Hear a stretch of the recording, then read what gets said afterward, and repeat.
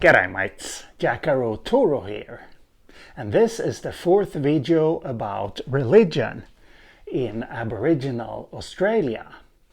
And today I would like to focus on increase rituals and the totemism that went with that.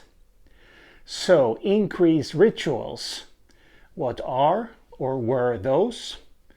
Well, they were rituals that were performed, and I don't know if they existed all over Australia.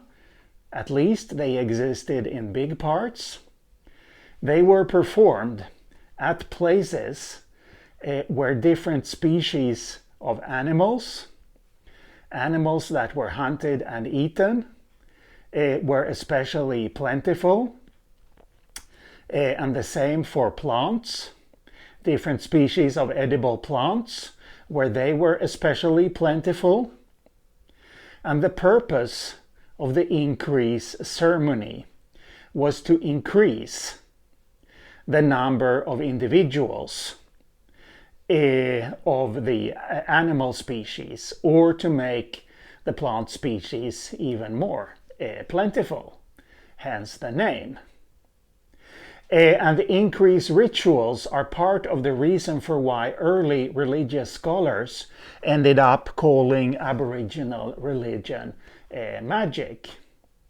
Because in their opinion, this was sort of a magic practice.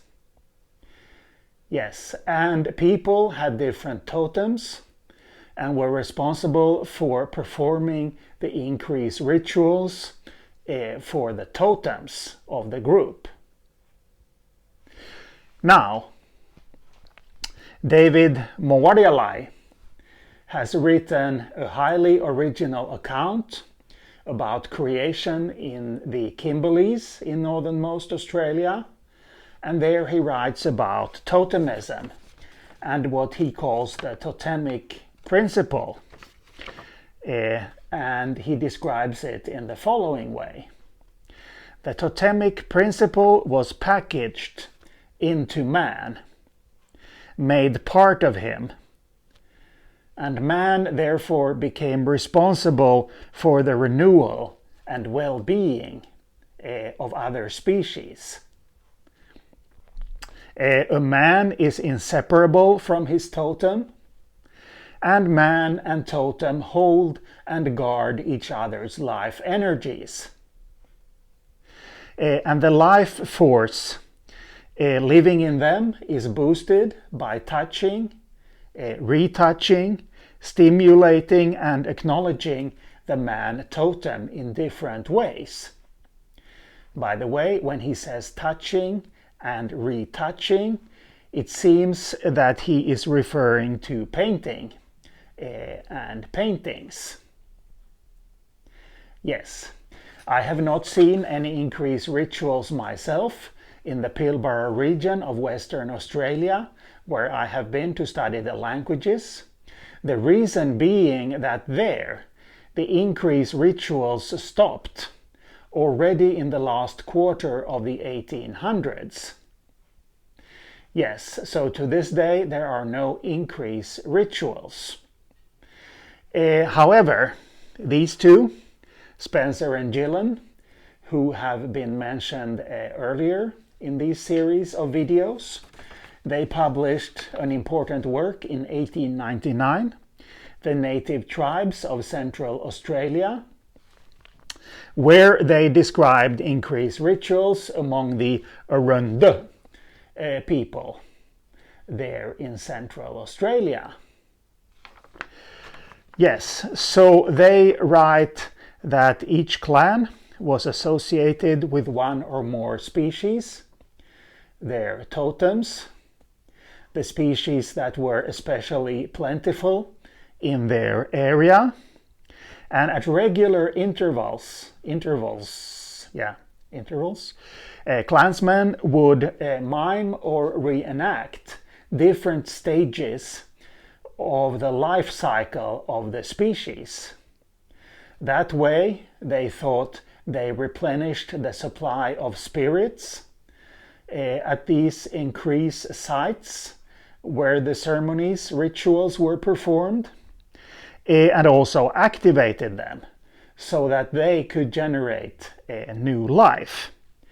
So no paintings involved there, but these increased rituals may well have been different in different parts of Australia.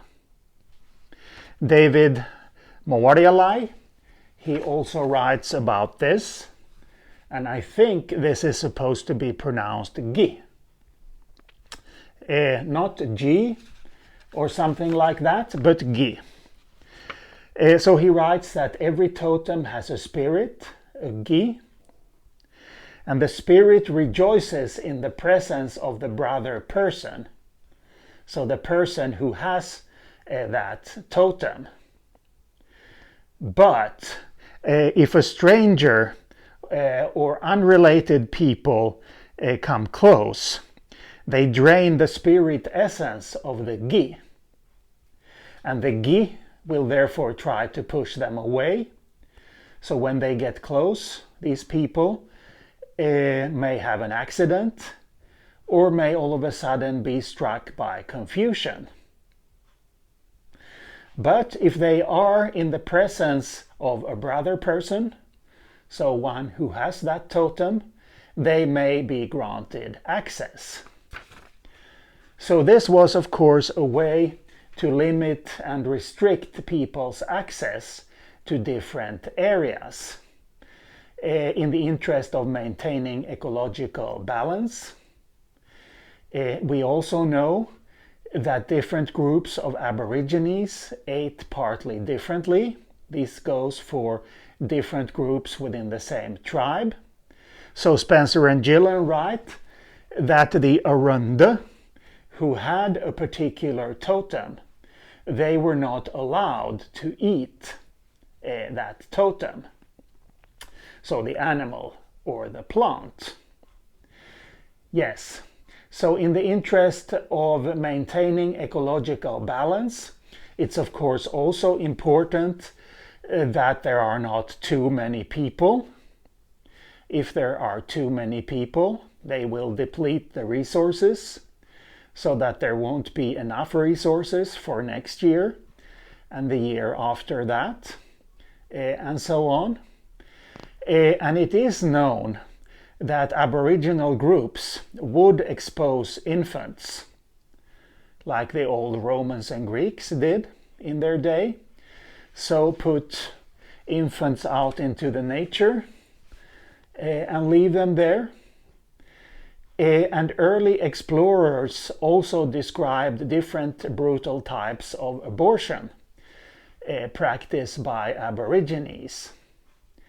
Now, the people who believe in the myth of the noble savage, they don't want to believe me when I tell them about this. Those who want to believe in the paradisical state of the hunter-gatherer. Is that a word, by the way? Paradisical? I don't know. But I'm sure you understand what I mean.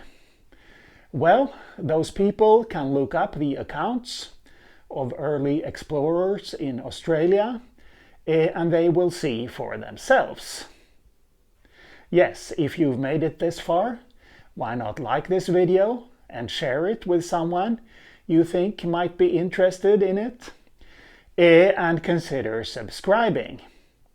Now, in the next video about Aboriginal religion, I will focus on the rainbow serpent.